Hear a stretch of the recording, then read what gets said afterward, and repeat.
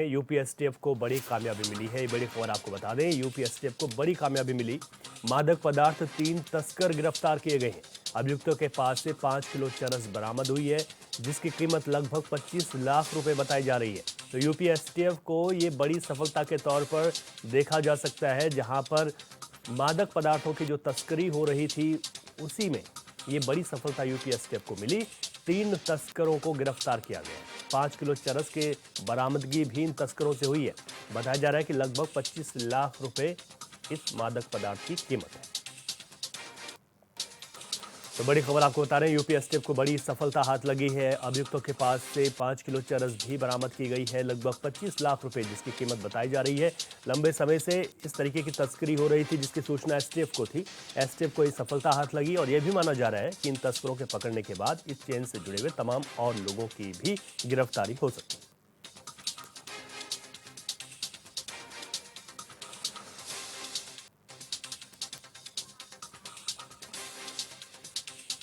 तो UP STF लगातार मादक पदार्थों की तस्करी कर रहे गिरोह को लेकर सक्रिय है और ये बड़ी सफलता मिली है। 3 तस्कर गिरफ्तार हुए हैं।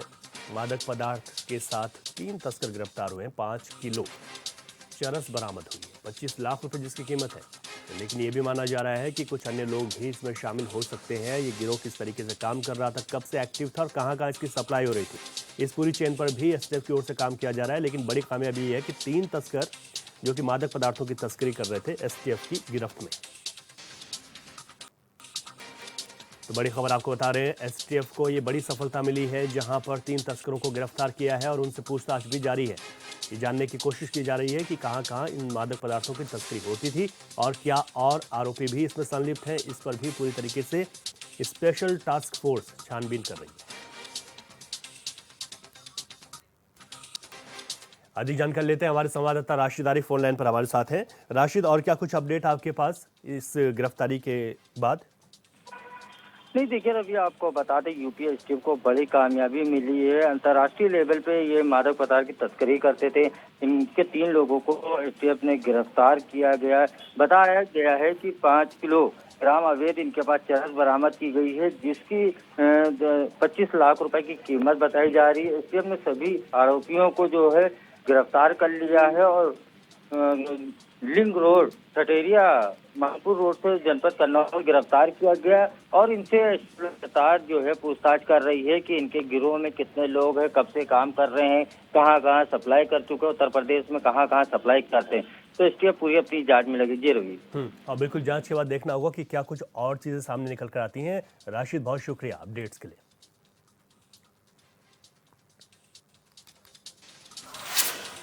एक और बड़ी खबर आपको बता देते हैं, जो कि बिजनौर से है। एक्शन मोड पर पुलिस और प्रशासन और पुलिस ने 13 दुकानों को सील किया है, जिसके पीछे की वजह है बिना नक्शा पास किए हुए इन दुकानों के पास ये चलाई जा रही थी। बिना नक्शा पास कराए ये सब दुकानें बनी। दुकानें सील होने से दुकान मालिकों में हड़कंप भी मच गया है। बिजनौर कलेक्ट्रेट स्थित दुकानों का ये पूरा मामला है। बिजनौर के कलेक्ट्रेट के पास जो दुकानें हैं, बिना नक्शा पास के ये बनाई गई थी और बिना नक्शा पास किए ही सभी दुकानें चलाई जा रही थी। और ऐसे में पुलिस और प्रशासन ने ये बड़ी कार्रवाई की। तो बिजनौर से बड़ी खबर आपको बता रहे हैं, एक्शन मोड में है पुलिस और प्रशासन। किसी भी तरीके के अवैध निर्माण को बर्दाश्त नहीं किया जाएगा और यही वजह है कि पुलिस ने 13 दुकानों को सील कर दिया। नक्शा पास नहीं कराया गया था, इस वजह से इन दुकानों को सील किया गया है, जिसके बाद हड़कंप है।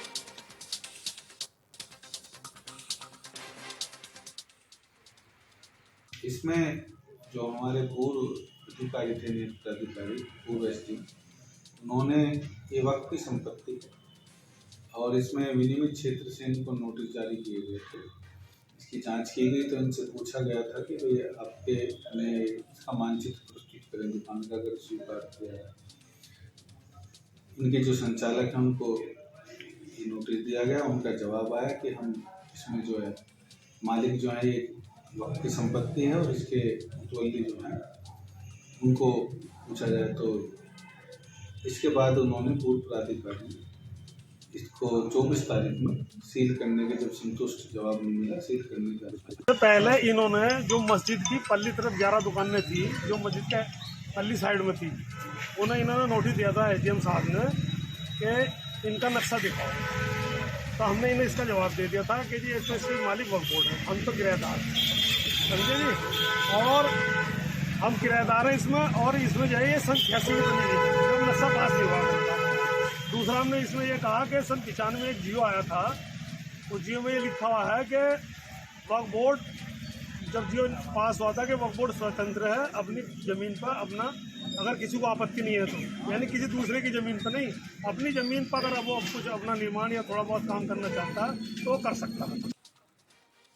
अधिक जानकारी लेते हैं हमारे संवाददाता बिजनौर से गौरव त्यागी फोन लाइन पर हमारे साथ हैं। गौरव, जिस तरीके से 13 दुकानों को सील किया गया है, क्या प्रशासन की ओर से इस कार्रवाई को और आगे बढ़ाया जाएगा? क्या और दुकानें भी इस तरीके की हैं जिन पर कार्रवाई हो सकती है? अभी क्या कुछ ताज़ा अपडेट आपके पास?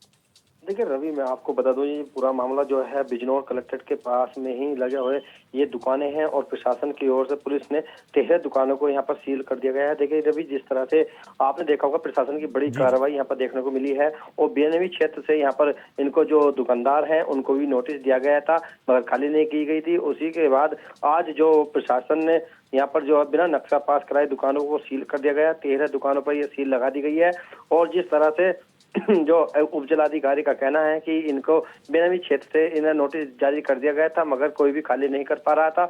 इसको लेकर दुकानों को जो 13 दुकान है उसको सील करने के बाद में, और जो भी आगे जो भी अगर ऐसी बिना नक्शा पास की दुकान मिली तो उसको भी सीज करने के आदेश यहाँ पर दिए गए हैं। दुकानों सील होने पर दुकान मालिकों में हड़कंप मचा हुआ है। जिस तरह से उनका कहना है कि हमें नोटिस दे दिया गया था मगर खाली नहीं की गई थी, जिस तरह से कह रहा था कि वो किराएदार है, और इस कार्रवाई से मतलब जो है पूरी तरह हड़कंप मचा हुआ है। जी ठीक है गौरव, आप नजर बनाए रखें और जानकारी के लिए आपका बहुत शुक्रिया।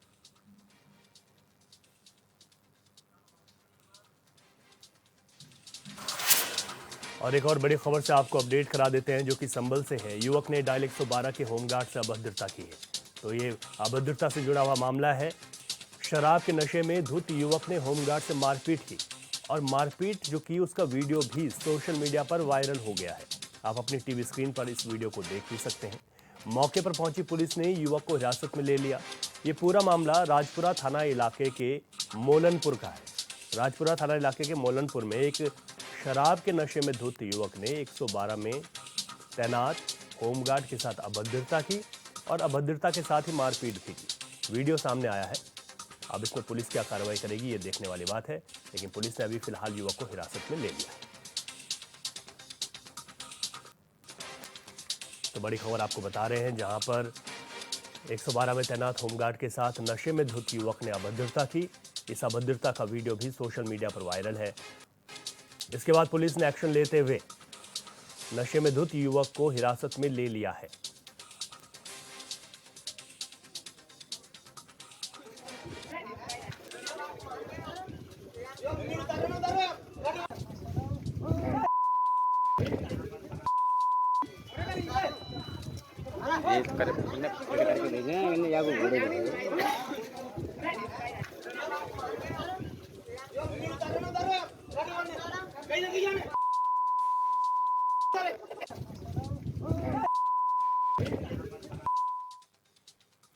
चलिए खबरों में आगे बढ़ते हैं। गोरखपुर में स्थित दीनदयाल उपाध्याय विश्वविद्यालय में 2 दिवसीय समरस समाज के निर्माण में नाथ पंथ का अवदान अंतर्राष्ट्रीय संगोष्ठी का आयोजन किया गया।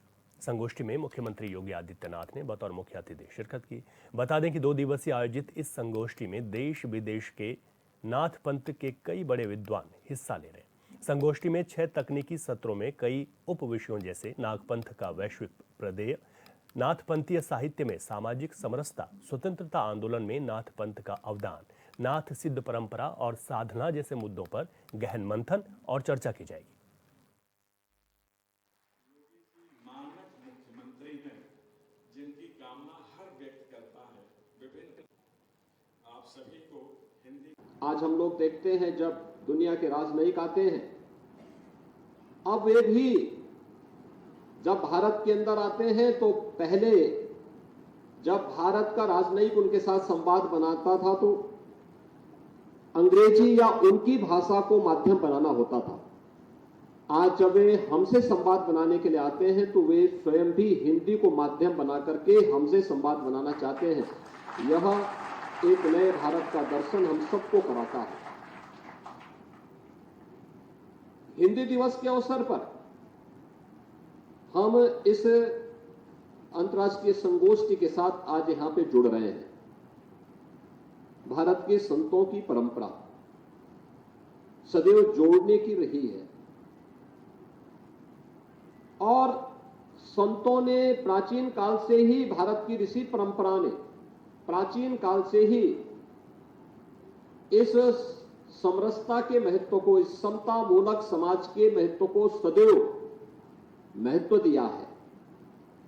याद करिए, केरल में जन्मा एक सन्यासी आदि शंकर के रूप में भारत के 4 कोनों में 4 पीठों की स्थापना करता है। आचार्य शंकर जब अपने अद्वैत ज्ञान से परिपूर्ण होकर के आगे की साधना के लिए वे काशी में आए, तो काशी में साक्षात भगवान विश्वनाथ ने उनकी परीक्षा लेनी चाहिए और उन्होंने इस बात को देखा कि प्रातः काल जब ब्रह्म मुहूर्त में आदि शंकर गंगा स्नान के लिए जा रहे होते हैं, तो वह सबसे अछूत कही जाने वाली एक सामान्य व्यक्ति के रूप में वह उनके मार्ग के सामने खड़े हो जाते हैं। तो स्वाभाविक रूप से आदि शंकर के मुंह से निकलता है, हटो, मेरे मार्ग से हटो।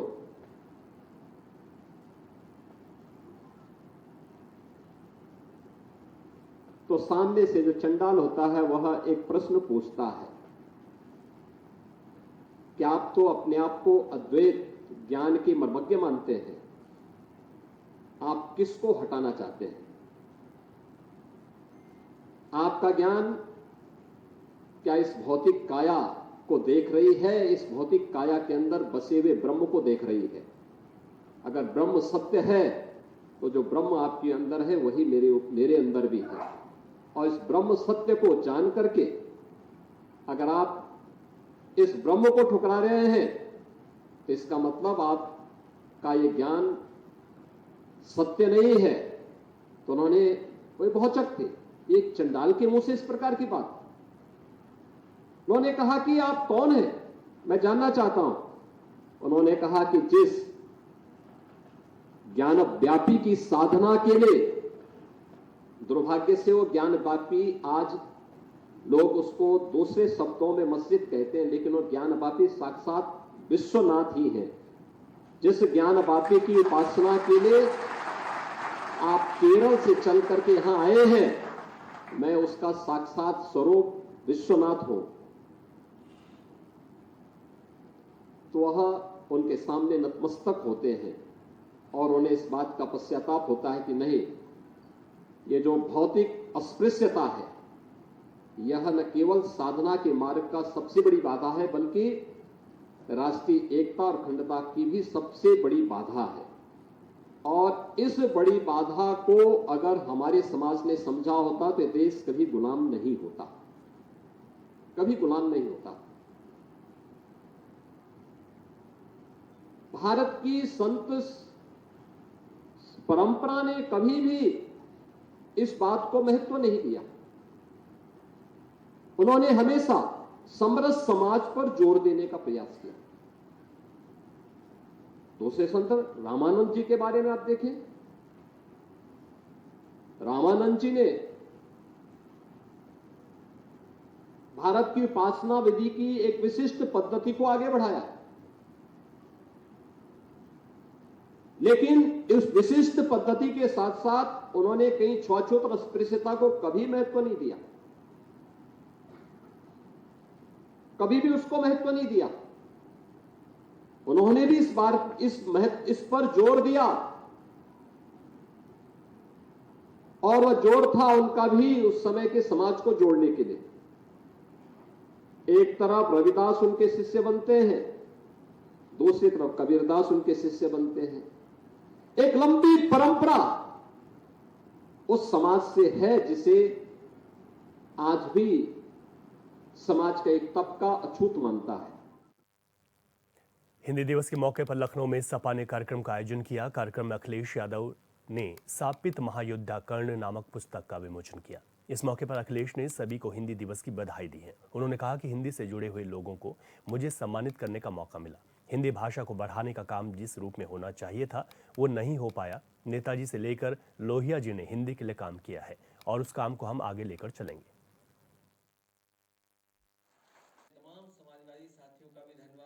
जो उर्दू थोपी लड़कों पे तो खून बहेगा सड़कों पे, तो हमने कि जो हमारे कॉलेज के लड़के हैं वो अंदर आ जाए, उनसे हमें बात करनी है।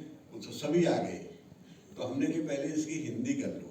ये जो तुम नारा दे रहे हो उर्दू के खिलाफ, इसमें 7 शब्द जितने हैं उसमें से 5 उर्दू के हैं और बाकी एक है कॉमन है। तो ये अजीब स्थिति है। इसकी हिंदी ये हुई कि यदि उर्दू युवकों पर प्रस्थापित की गई तो मार्ग पर रक्त प्रवाहित होगा। रायबरेली में आज राष्ट्रीय लोक अदालत का आयोजन किया गया। इस दौरान अपर जिला जज ने बताया कि राष्ट्रीय लोक अदालत में बड़े स्तर पर आपराधिक मामले, ई चालान, सिविल मामले, बैंक से संबंधित दुर्घटना के मामले, निजी मामले समेत कई मामलों का निस्तारण किया गया। साथ ही निस्तारण के लिए किसी भी तरह का शुल्क नहीं लिया गया। उन्होंने बताया कि लोक अदालत में ई चालानी और चेक बाउंस के मामलों का बहुत ही सरल और सहज तरीके से निस्तारण कराया जा सकता है।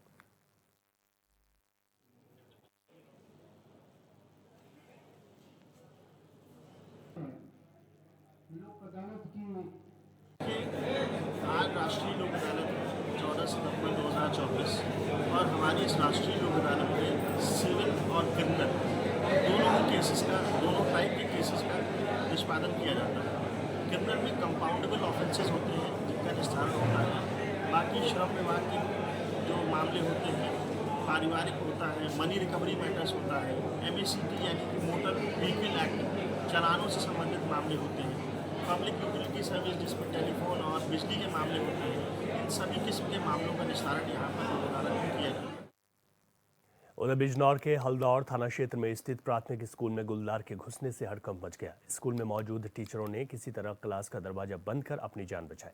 गनीमत रही कि बारिश की वजह से छुट्टी होने पर बच्चे स्कूल में मौजूद नहीं थे।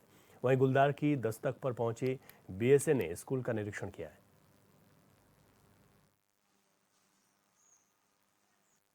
विद्यालय में हमारे 3 अध्यापक और 2 रसोइया कार्यरत हैं।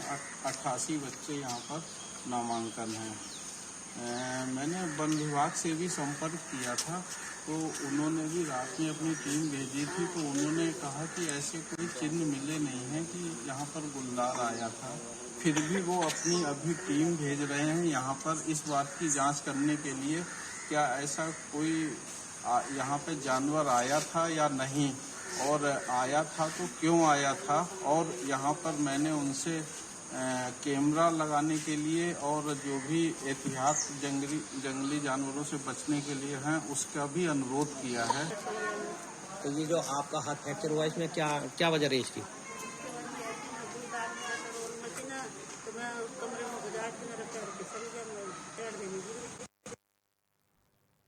गाजियाबाद के लोनी बॉर्डर इलाके में एक बेहद चौंकाने वाली घटना सामने आई। जूस कॉर्नर के मालिक आमिर खान पर आरोप है कि वह जूस में पेशाब मिलाकर ग्राहकों को परोसा करता था।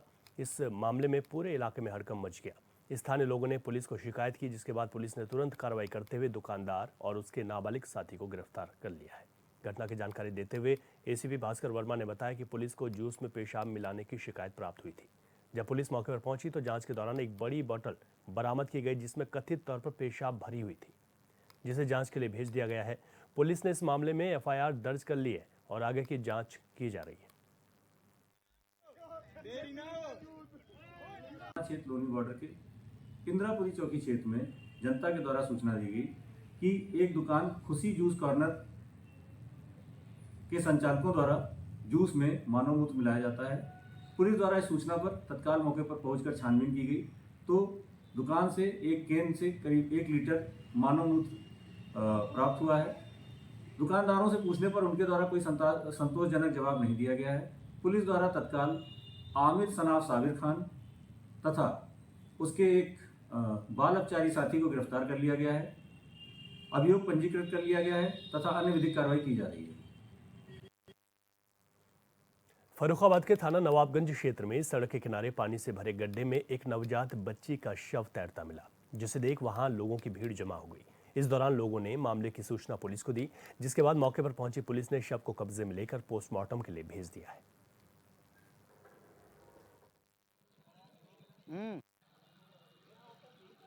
कहाँ के रहने वाले हैं?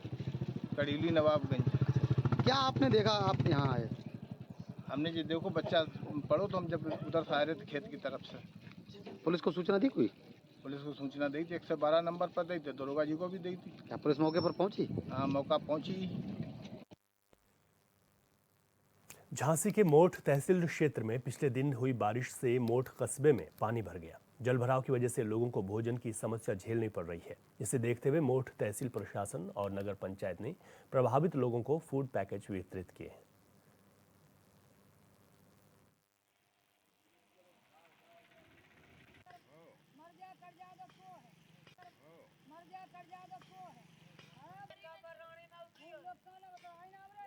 अतिवृष्टि के कारण जलभराव की स्थिति मोट में बहुत ज्यादा हो गई थी 2 दिन से। तो यहाँ जो झांसी कानपुर रोड पे लोहा पीटर समाज के कुछ परिवार रहते हैं, तो उनके यहाँ किसी तरह का ना तो चूल्हा चल पा रहा है ना खाना बना पा रहा है। तो उनको भोजन के लिए राहत देने के लिए हमारी अधिशासी अधिकारी सुश्री श्वेता साहू जी उप जिलाधिकारी मोट के माध्यम से उनके आदेश अनुसार उनको आज जो है भोजन वितरित किया गया सभी लोगों को। और उनके स्पष्ट निर्देश है कि कहीं भी कोई भी गरीब अतिवृष्टि के कारण जिसके घर में चूल्हा नहीं जल पा रहा, भूखा ना